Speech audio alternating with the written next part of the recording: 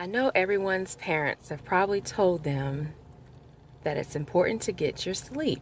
And when I was a young girl, I would fight and fight. No, I don't want to go to sleep. No, you can't make me. And finally, my mom or my dad would read me a bedtime story and I'd go to sleep, in their arms or holding my dolls or bear, whatever I had in my bed at the time. And I would finally go to sleep. And I didn't realize at that time as a child that there was a potential reason for getting your sleep. So, from Science News, they have this article about the brain that may clean out Alzheimer's plaques during sleep. So, a lot of discussion has been done on the topic of sleep deprivation or insomnia and how that may lead to symptoms of Alzheimer's or dementia. And there are also studies that discuss metabolism and the progression of that disease, or the development or progression of that disease. I'm skipping through the first two paragraphs and coming down to the third that states, since 2001, participants have been tested regularly for memory loss and other signs of the disease. They're talking about Alzheimer's, such as the presence of amyloid beta, a protein fragment that can clump into sticky plaques in the brain. Those plaques are a hallmark of Alzheimer's, the most common form of dementia. Each person also fills out a lengthy questionnaire about their lives in the hopes that one day the information will offer clues to the disease. Among the inquiries, how tired are you? And they probably give them a scale of 1 to 10. Some answers to the sleep questions have been eye-opening. Bendlin and her colleagues identified 98 people from the registry who recorded their sleep quality and had brain scans. Those who slept badly, measured by such things as being tired during the day, tended to have more A beta plaques visible on brain imaging, the researchers reported in 2015 in Neurobiology of Aging. In a different subgroup of 101 people willing to have a spinal tap, poor sleep was associated with biological markers of Alzheimer's in the spinal fluid, Bendlin's team reported last year in Neurology. The markers included some related to A beta plaques, as well as inflammation and the protein tau, which appears in high levels in the brains of people with Alzheimer's. So tau proteins are proteins associated with the neurophysiology of the brain, the neurite connections as well, the axon and dendrite connections, and these are just fancy words for the structure of a nerve cell. So the way that nerve cells communicate with one another can be disrupted by this protein called tau.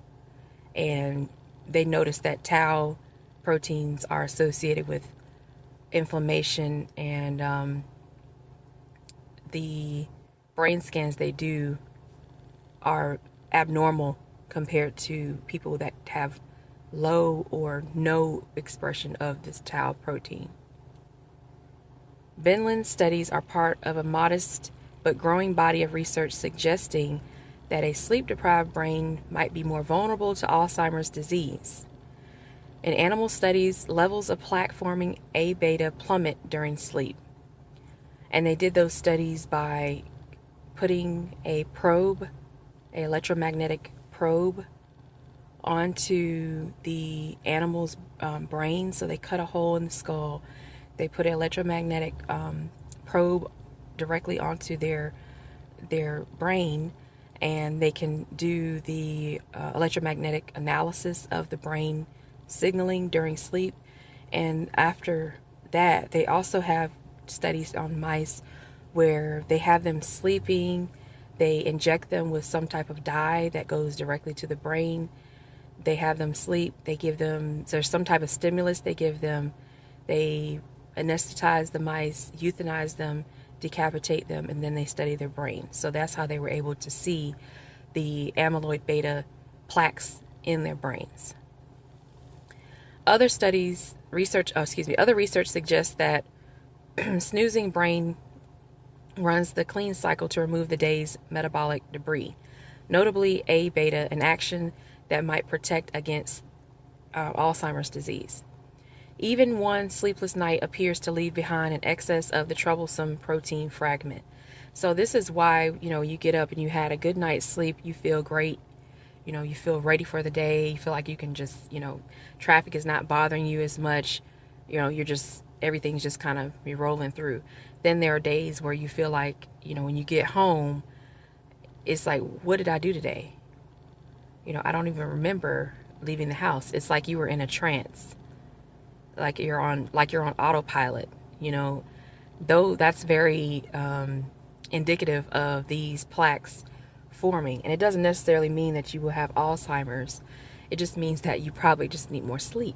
I think that's the overall message from this article.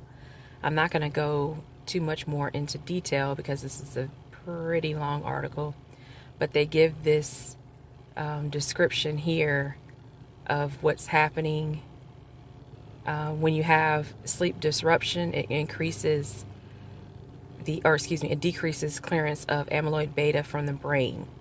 So you can't clear this protein from the brain when your sleep is disrupted. You produce extra amyloid beta because your brain can't get it out. That can contribute to Alzheimer's disease. And with Alzheimer's disease, the neurons begin to die. Your circadian rhythms are disrupted, and circadian rhythms affect your melatonin production, which would then also cause you to lose more sleep and to have insomnia. And it can affect metabolism. So you're less likely to remember to eat properly. This is why if you don't get good sleep, even one night of not getting good sleep, and I don't mean sleep good sleep in terms of how long you're sleeping. It's not about how long you're sleeping, it's about your quality of sleep. If you live in an area that is very noisy, has light pollution at night, it makes it more difficult to sleep properly, and that can affect your behavior. So there's where the metabolic disruption comes, because you have hormonal imbalances when you don't get proper sleep, quality sleep. You also are, with those hormonal imbalances and cortisol level changes, you're also less likely to make proper food choices. Okay, if you live in an area such as an urban area in the city and you don't get good sleep, there's cars all night, dogs barking, people screaming at each other, at night, and trash can lids slamming, and, ambulances, and you got the street lights outside. Yeah, and you live in a neighborhood where you don't have fresh foods, electric foods, natural foods. You may be in an area that's a food desert. All of that will contribute to decreased melatonin, circadian rhythm disruptions, and you may have symptoms of Alzheimer's disease later on in life, because this is basically, from what I see, it's all stress based. In my opinion, this is stress based. You're putting a lot of stress on the body. So someone thinks that at the top they were talking about Alzheimer's is a garbage, like a failure in the garbage disposal, because you're supposed to have certain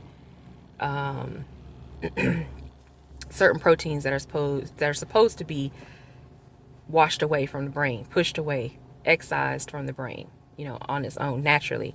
And if that doesn't happen, you have the higher potential to have this disease.